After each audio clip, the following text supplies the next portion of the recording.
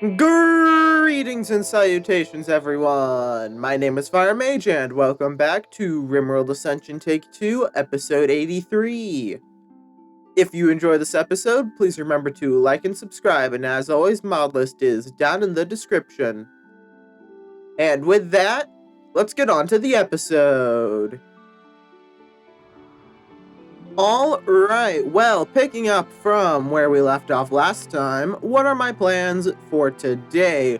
Well, as much as I would love to continue working on our Mechanoid projects, that is going to have to wait since these are currently already processing some new Mechanoids. So we will, of course, be continuing our work on the new ideology building, but I also have a few other buildings that I want to either build or upgrade, so I'll be putting those on the list. Starting off, I want to build a bigger prison, as the one we have right now, while functional, is a little bit outdated, so giving it a good upgrade seems to be a good idea. On top of that, though, I also want to upgrade the armory, as I had an idea to basically build two different armories with small garages for the bulldogs and the tangos. That way we can send them out a little easier. And finally, I want to move the lab, as it doesn't really make much sense to have the lab up here in the residential area. So we'll need to move that. And I suppose in a similar vein to that, we also need to move the guest houses. And the guest houses will, of course, be moved up here as, well, again, this is the residential section, so it makes sense to put them up there. Now, we won't be starting any of those just yet, as I would like for the work down here to be finished, or at least mostly, seeing as we are pretty consistently running out of power, it seems, which is rather inconvenient. Let's see if there is anything we can turn off to give our grid a little bit more energy. Well, it turns out I don't actually need to turn anything off. I just need to reconnect these four generators, as apparently they were disconnected at some point. So I am going to just build a temporary power line right here. I have the best working on that. And once those are connected up, the power should be restored properly. And there it is, our very own Artilleron. Very cool. So, it seems that this is the button we need to push for to swap guns. There we go. So, wow, that mini needle gun is quite good. Good accuracy over long ranges, but lacking of damage when compared to the actual artillery, which is much less range. Alright, little Artilleron. Oh, right, you can only move around inside German's radius. German, come up here, please. We are going to do a little test fire. Alright, looks like it's a standard 3x3 explosion.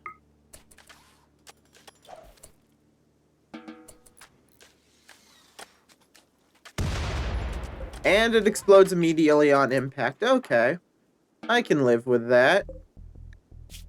And next up, we are actually going to get to work on making the turbo cleaners. I want 2 of them so that we can replace our current Roombas with the flying Roombas. Should provide a good benefit. Well, that's one more Mechanoid for the war effort at the very least. And it seems like we still have a few more days on the tunneler.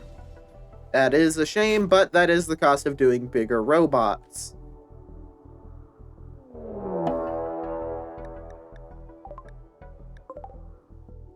Oh, and that is a manhunting pack of 18 skip hounds, aka the teleportation dogs. Not necessarily the biggest fan of that. But it shouldn't be anything we can't beat with ease.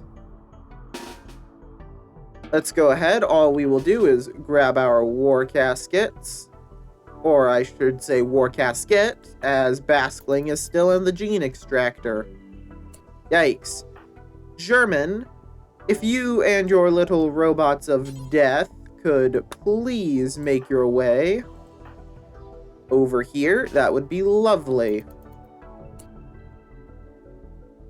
And you know what? Just for the sake of defense, we'll just grab everyone else and also tell them to get over here. Oh, or they can all just immediately teleport into the middle of my base. I didn't know they could do that.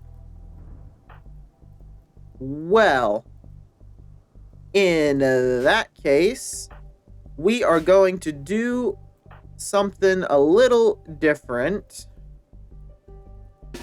Draft everyone. And search and destroy. Let them auto-fight.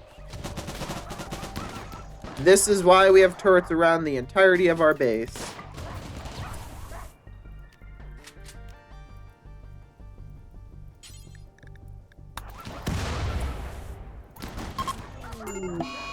And the Artilleron is already dead. Oh. He got killed by my own autocannon. Lovely. Let's get a resurrection order on. I invested good resources into that. Skypanese, why do you not have a gun? We have lots of guns, Skypanese. Go get a gun.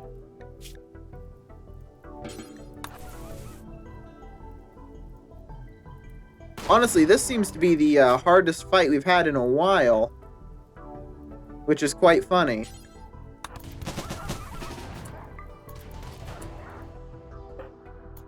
Wow, okay, so I think that fight was harder than literally every fight we've had in the last couple of episodes, as we actually have 3 people downed right now.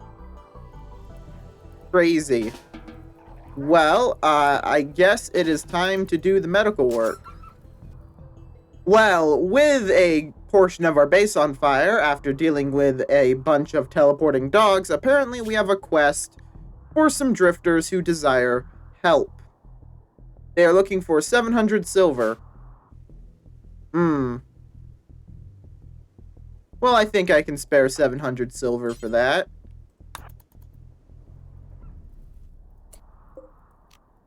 And now we get to do the super fun job of putting out all these fires. Unfortunately, it looks like our cotton fields are going to burn. Most unfortunate. Ooh, and we have an exotic goods trader passing by. Very interesting. The only problem is it seems that our trader, Bella Rose, is currently out of commission on a mental breakdown. Not ideal, which means Baskling, with, I believe, our second highest social skill, will have to do the trading for us. Hopefully it goes well. And hopefully they have some cool stuff for us today. Alright, well, let's start off by buying all of their components in Glitterworld Medicine as per usual. And then let's see what they have. No interesting genes, that is unfortunate. But this one does have a half-decent skill here. Extremely fast runner. Could be useful. And what about this one? Not terribly interesting. No good blueprints. That is a shame. And other than that, does not appear that they have anything that I really want. I suppose we can sell them a handful of our devil sheep. We do have quite a few. And we'll just take the loss of money. So we'll lose 843 silver. But in exchange, we get 23 more components and 24 Glitterworld medicine. And speaking of the medicine, though, I did last episode buy this field hand. So I think we're going to go ahead and install that on Locust, since Locust is not depressed. Unlike Sorobia, who is depressive with a permanent -12, Locust will likely stay doing their work for longer. So they shall get the field hand, make them plant even faster. Well, while our constructors are busy upgrading the new ideology facility, let's go ahead and start preparing for the work I want to do up here. Starting off, of course, we need to expand the road, as it needs to be built up here so that we can, well, have a road. We'll just do a little something like that. Should work all right. And then it will come over here. We'll bring it down ever so slightly. Like so.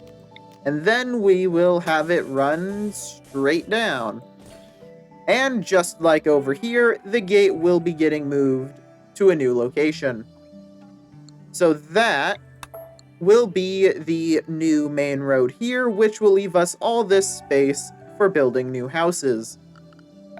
And as I stated previously, we are going to build a handful more of these, simply so that we can have some backup housing for whenever we recruit new people. And it's not going to be anything terribly fancy. We'll just build 3 of them like so. And that'll give us just enough spare houses for any recruited prisoners before we either keep them or ship them off. And the final thing we need to do is, of course, get the paved tiles, make the little entry spot, and then we'll connect it up right there. Admittedly, a much smaller plaza than all of these ones, but that's kind of par for the course when it's only 3 compared to 6. As for the guest houses, though, that is going to have to wait because I plan to design something entirely new. Probably using this as a baseline, but we want to make something a little bit less square. Ah, and it would also seem that our Artilleron has been healed. Very good. Let's go ahead, get him out of there, and get to work on building our turbo cleaners. Ah, and there's a combat supplier passing by. Very good indeed. Perhaps they will be willing to purchase our weapons. And while Bellarose is on the way to that, it looks like Tammy has been converted to our ideology, which means it is time to recruit. Tammy will be very good to get in the colony, specifically so that we can have yet another farmer. Can't have too many of those, it seems. Now, let's see what this combat supplier has to offer. Starting off with the components and the normal medicine. Always good. Let's see, they are willing to buy some of our weapons. Always good. We have quite a few low durability weapons, so we'll go ahead and sell those off. Same with all of these primitive weapons. Alright, and that's just about everything I want to sell. And I don't think they have anything particularly interesting for us to purchase, so we shall avoid doing so. And we'll just take our medicine and components. We'll lose 779 silver, though. not ideal. But after that little skip hound attack, we do need a lot more medicine. Especially considering we have almost half of the amount of industrial medicine is Glitterworld. We have 109 Glitterworld to 201 industrial. That is not the right ratio. So we need to get a little bit more industrial medicine going. And there's a bulk goods trader from the Eastern Republic. That is even better than an exotic goods trader, as a bulk goods trader might actually have some resources that we need. Let's go and trade with them. Or actually, rather than going and trading with them, we'll wait for them to come to us. That way they are at the very least inside our walls when we do trade. Alright, bulk goods trader, what do you have for us? A little bit of cloth, always nice. You are willing to buy our leather. Also good. We do have quite a bit. And they're willing to buy the primitive ammo. Very nice. Get that out of our storage. And a little bit of clothing. There we go. So we won't be buying anything from this bulk goods trader, it does not seem.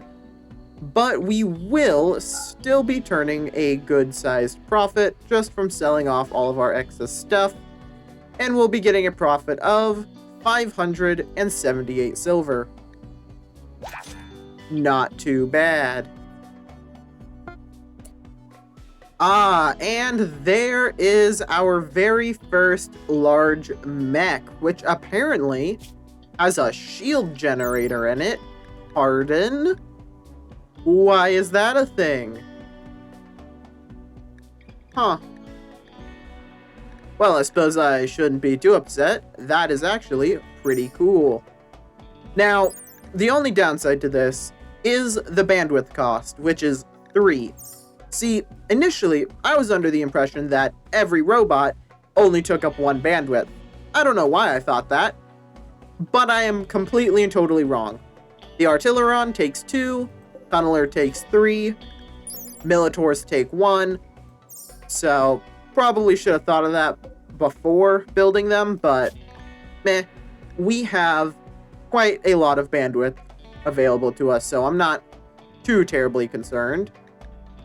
Now, next up, I think I want to make a pikeman. Simply because a pikeman will give us a nice, large, long-range combat mech, which I'm sure we can use quite advantageously.